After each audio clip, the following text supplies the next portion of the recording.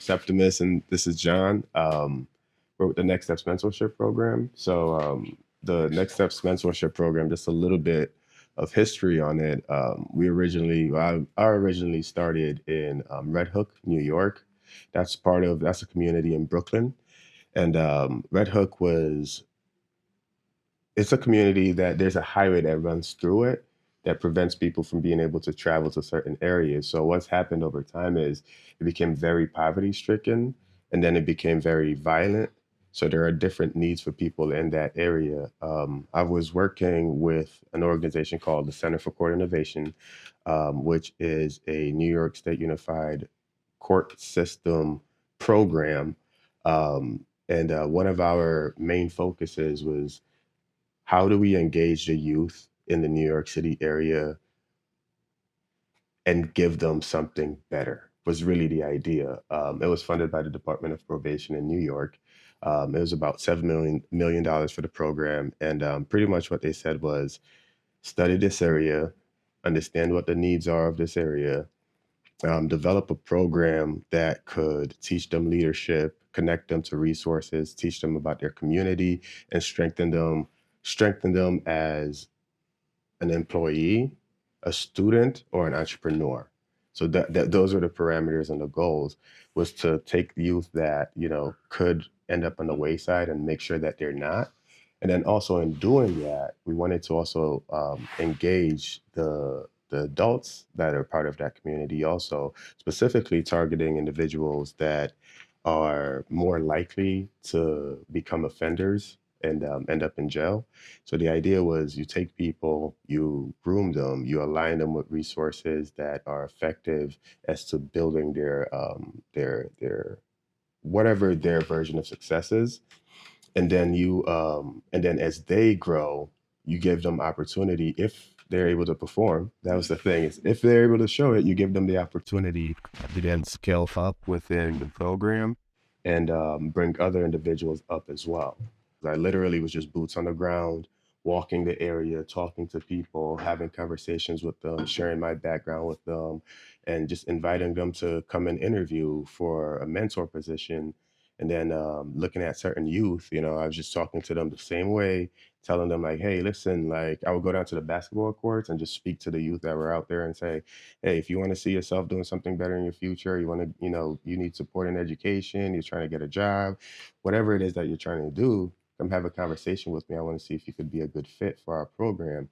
While also doing that, I went around and learned about different organizations that were there that were, whether it was giving them opportunities to jobs faster or helping them with food stamps or helping them with whatever, resources they had available there, and building a relationship with those organizations so that when I started the program, I can be able to easily send them. X's and O's. Right, putting the X's and O's together so that, we can support people with similar values, similar perspectives, similar principles as well. So that was the birth of the Next Steps Mentorship Program. Then, fast forward, COVID happens, boom, and everything gets shut down. I'm back here in Rochester and attempting to run the program virtually, but it's just not as fruitful And virtually. self-funded. Yeah, and then self-funding, and it's just not the same. So a lot of challenges came up, and through those challenges, I took what I had here because I saw like the same thing that was going on there, but more difficult here in Rochester because you see a lot of these youth. They want direction, they want guidance, they want support, and a lot of them have very similar values and principles. They just don't really understand it yet. And then they have a bunch of individuals that push narratives on them and rhetoric on them to sway what they think their future should look like. So for me, it was how can I be able to do the same thing, connect with youth, connect with fathers, and then be able to relay them to employment, be able to relay them to education and entrepreneurship. So I pretty much did the same thing.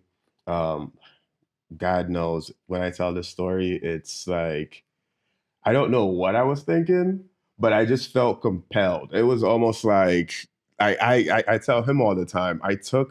I want to say probably like the last like maybe $30,000 I had saved up, and something within me just said, no, you have to make this thing happen. Like I was going through so much in life that I probably should have just said, you know what, not right now. But God literally, and this is, I can't put it any other way. God was like, no, you need to do this. Right, exactly. Like, you need to do this right now.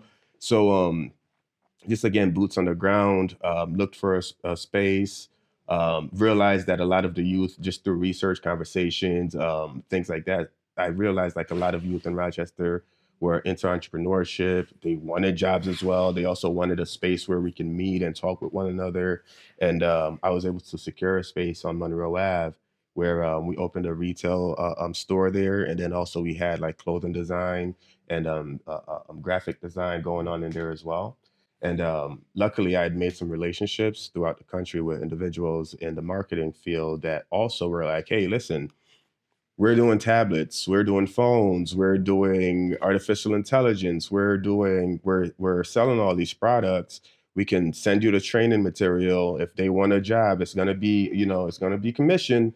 But if you can train them on how to do this work and you can get them out there working, we're willing to, 1099 these guys. And that was also something that I added on the program. And while just running the program, I also, through Clay Harris, I was able to connect with Rochester Works, and they had their gun violence prevention program going on at the time. And what I was doing was effective in curtailing the gun violence because we're keeping kids busy, keeping them off the street, grooming them to just be that model of what their version of success is, while also instilling in them what their principles are. One of our first exercises that you do is your values, your value-based exercise, where you give them a huge sheet of a list of values. You pick out your top 10, then your top 5, then why are those your top 5, and then having them understand that when you make a decision, you want to make these decisions based off of these values. So that was the idea and simple concept of it. And then also just having a community, right, for them to reach out to if something was happening. If, hey, Sep or Mr. Scott, I'm having an issue at school. My friend just got shot. Like, I don't know what to do. Where are you at? I'm gonna come pick you up. It was just, it was just that hands-on. So worked with Rochester Works and created that relationship there. That's actually how I met John because he was one of my referrals through that. And called John up and we met. He was looking for a job at the time, and I invited him on, like, come hang out with us. We meet on Mondays and Wednesdays. We start off just as a healing circle of men, just talking to one another about whether it be our wife, our teacher, our moms. So you had generations in there, because it was both. We had the youth group that would meet with, and with the youth, it was both the in-school population and the out-of-school population. And the in-school population would support them in one aspect, the out-of-school population would support them in another aspect. And the fathers, they also showed up as like just an additive and a mentor to some of these youth. But also it was a time for them to, when we met, it would be a time for us to like share challenges that we're having as fathers and like complain about our wives and all that stuff. But but really just be a support system to one another. Right.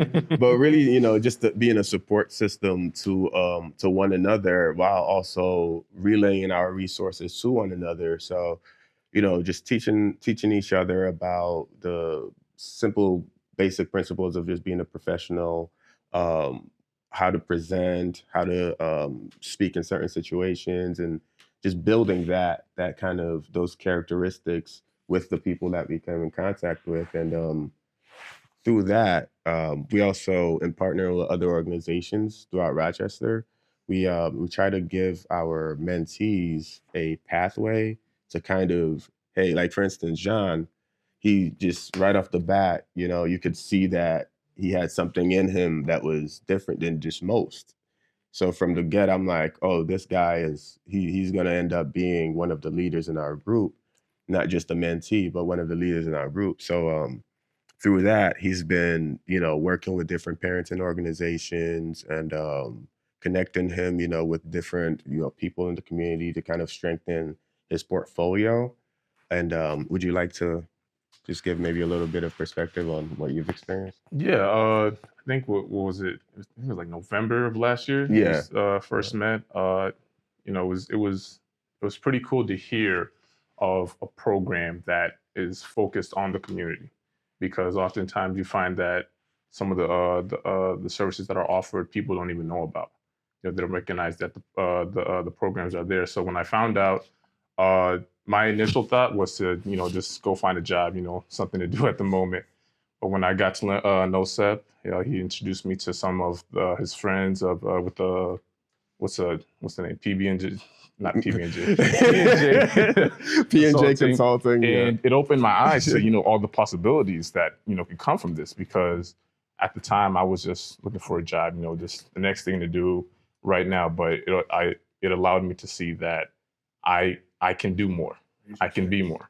I can bring along my friends. I have a cousin of mine who's also just looking for a job, but I told him, hey, let's check this. Let's check Sep out, see what he's about, see what the program's about, and simply going to the meetings and simply having a place to be with around other people like yourself, people who understand your situation, people who have been through things you haven't been through, but can give you the wisdom to set you up when, well, hopefully those things don't happen. But if they were to happen, you have these people around you who can guide you. And I think it's been a great experience, especially for me, because I've always felt that I don't like the way that the community is going. I hate seeing other young Black men putting themselves in situations simply because they don't have access to resources, simply because they don't understand that the programs are there for them. And being around other people who think like that, it's been really great, for my soul, the mind, just helping people. I think I heard somewhere that the only true gratification you can get in life is to help somebody else. Whether or not that's true, I don't know. But to me, it's definitely shown that, it's a very good thing to have in your life. And I thank Seth, for giving me the opportunity to, and putting me in position to go to work with parents, work with the youth, people who've been through difficult situations, and allowing myself to grow and helping them grow. It's been a great thing. Yeah. That's awesome. Yeah. With many counselors, there is safety. Mm-hmm. Mm-hmm. And Raising sites. yeah. Raise their sites. Yeah, that's the idea, is that a lot of our gentlemen out here, and a lot of them are, it's just that you have individuals who are out here that are in the community that will rather see them go astray for their own gain than show them what the world really is and how to navigate it. And I think once you show them that, like, everything about people start to change. I mean, not everyone that comes in the program always stays. Not everyone that comes in the program is like, a story like John. But I think you met Johnny the other week. But like a lot of us, we get into spaces where he's now doing stuff with Pastor Cox as well. We try to create that community of godly men that understand each other. Even if you're not a Christian, you're still a godly person, and we can be able to identify that. And whenever we get together, we're faith-based. Everyone understands that. But we lead with that love of saying, this is what God put us here to do, is to raise each other up. We've also partnered with a couple schools, Vertus, UPrep. They send us lists. Mr. Daniels over there and Mr. Peavy, they send us lists of students that are either falling on the wayside or have fallen on the wayside. We reach out to them. We speak to parents. We try to get them involved. Sometimes it happens. Sometimes we just keep on calling, but we keep on calling. And also looking to get it initiated over at Greece schools, but I'm running for school board, so there's some politics going on, but it's looking good, right? But it's good stuff though, and like a lot of the counselors and principals over there, they really enjoy the design of the program, because it's created to be that piece that we need right now, meaning like that support system, that connection system, that teaching them integrity system, that accountability system. It's not really prevalent right now, because some teachers, they feel like their hands are tied, and the administrators feel like they can't do anything. They can't. Some parents, right? They can't. There's no accountability. There's no consequences for bad behavior. Right. And that's the challenge.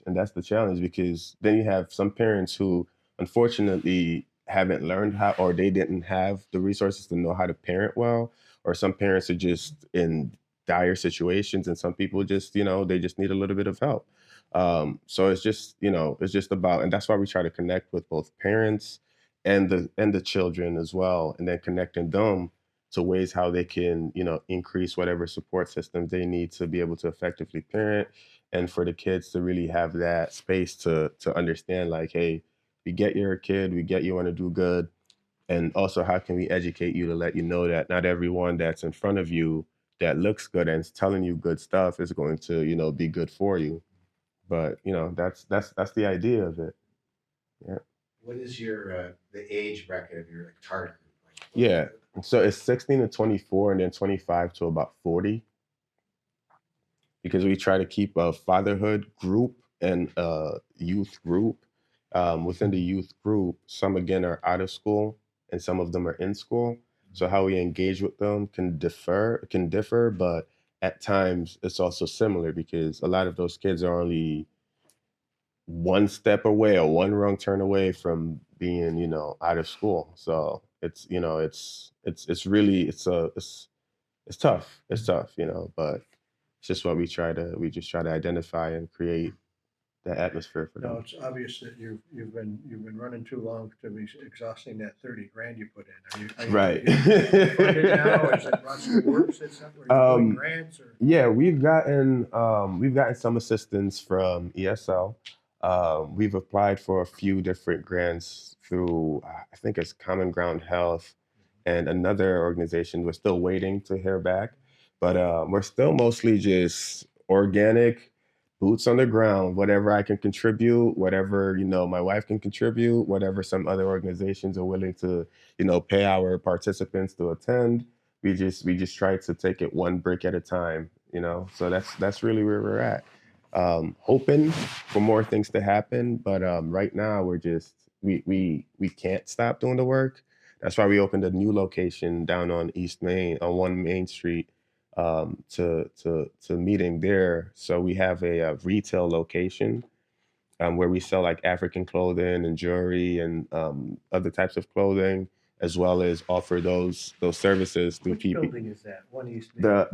That's what's that building called? The Wilder Building, Yeah. I think it's Wilder called. building. So it's Yeah. right on the corner. Right Red- there. red Right, building. yep, Right. the red brick building. Yeah. And there's a storefront there. Yeah. We do it right inside. We make it happen. So we're in there. We're doing the retail as well as the marketing piece. But unfortunately, it's also tough because the manpower. We have to be in so many places and trying to support people. But yeah. So Monroe Avenue is kind of the hub? No, 1 East Main is. Okay. Yep, 1 East Main is. But you have facilities on Monroe too? We had a facility on Monroe. We're no longer there. We're over now on East Main. How about Dewey? Is Dewey still active? So Dewey is one of them, is one of our partners that we work with, is another grassroots organization, but it's actually where our P.O. box was at the time. Yeah, that was the Dewey address. All right. Yeah. So it's 1 Main Street. That's the Yep, name. 1 Main Street, correct. Yes, sir. And you have your groups there, meet there? Yep. The Yeah. group and Mondays and Wednesdays. Yep. One of them's a Zoom, right? Yeah, so what we try to do is we try to be organic with it. So sometimes on Mondays, we'll go down to the David Gant Center, the rec center at 700 North Street, where we engage with the youth that are there as well. Some of them will, become permanent members, or if we're just engaging with them for that day, we just pour into them. But we try to do Mondays over at 700 North Street. And then Wednesdays is either on Zoom or at the location, depending on, where everyone is at, Yeah. Because we like to take the holistic approach of meeting people where they're at. Mm-hmm. Especially when somebody is going through a tough situation, you don't want to tell them that the only time you have is You gotta be Wednesday, here and Yeah. if you're not there, then that's it. So we want people we want to meet them where they're at. We want them to feel comfortable to speaking to us and allowing us to help them. then. No trust. Mm-hmm. So, Do you have a website? Yes, we do have a website. Okay. It is under construction right now. I had an older one with a different logo, so I just bought a new website. Everything, but we need to get everything back up and running. Yeah. What's it gonna be? It's going to be gnrroc.org. The focus is around, again, strengthening like our marketing and finishing that website, pamphlets, the basic things that we need foundationally. But more so, it would be also having, like, for instance, John on. I know it's like something that is within our parameters to bring someone on as like a full-time assistant to be present in the space and to be able to compensate him for that. That's one of our main focuses. Also, additionally, making sure that our lease is paid up for the space. Right now, we're 6 months, I believe, 6 months that we've paid for, but just making sure that, you know, that's paid for at least a year to 3 years. That would You be need a consistent space. exactly. So that would be kind of the main. And you need the construction on Main Street to stop. Right. That too. That too. So that would be right. That would be, you know, that would be our primary focus is just solidifying all of the structural stuff first, and then looking to do more with the youth after that. Because right now the difficulty is not bringing on the youth; it's more so how do we sustain it once we have them. And secondly, we like to take the kids out of like the hoods and like the different spaces that they might come from and bring them right downtown where no one knows what your background is, what you may look like, but just to bring them to a space where it's They're not like, looking over their shoulder. you know, where they can feel comfortable, where they can feel safe. You don't have to feel threatened. And then also it inspires you, right? Yeah. Like that area inspires you. Exactly. So that's the idea, is like to be in a space where Raise your sights. right, you know, is to be in a space where they're, you know, they're inspired, where they're inspired. So that's, yeah, I wouldn't really, you know, think about it at this time. But in the future, as we grow, still would look for, you know, a space in the area where we can bring youth where they can be inspired when they're in that space. You don't graduate out of the program. You get promoted within the program, but you don't graduate, because the idea is to create a community of consistent people pulling each other up, right? So if you're in school and you're trying to graduate and you're having challenges, we rally around you to try to help you graduate. And when you graduate, we expect you to give back, to reach back down and pull someone else up. So as you're moving within the organization as a mentee, you can also become a mentor. You can also become a facilitator. You can also become an administrative assistant. So that's the idea, and the concept is that we're always pulling people up. And if someone fits the framework of what the organizational framework and wants to be a part of the organization, they have that option and that opportunity. However, even if they don't and they're out in the community, let's say, for instance, we have a father who owns a cleaning business. When we come in contact with a youth that might be looking to start a cleaning business or is looking for a job, we'll talk to him, say, hey, we have this guy, you know, he's rough around the edges, but you can help polish him up. He needs a job. Let's help him out, you know. So that's it right there. And those men always, you know, they always show up for group. They always come back. They always, you know, call or check in and, you know, just to see how they can support. And that's kind of the idea.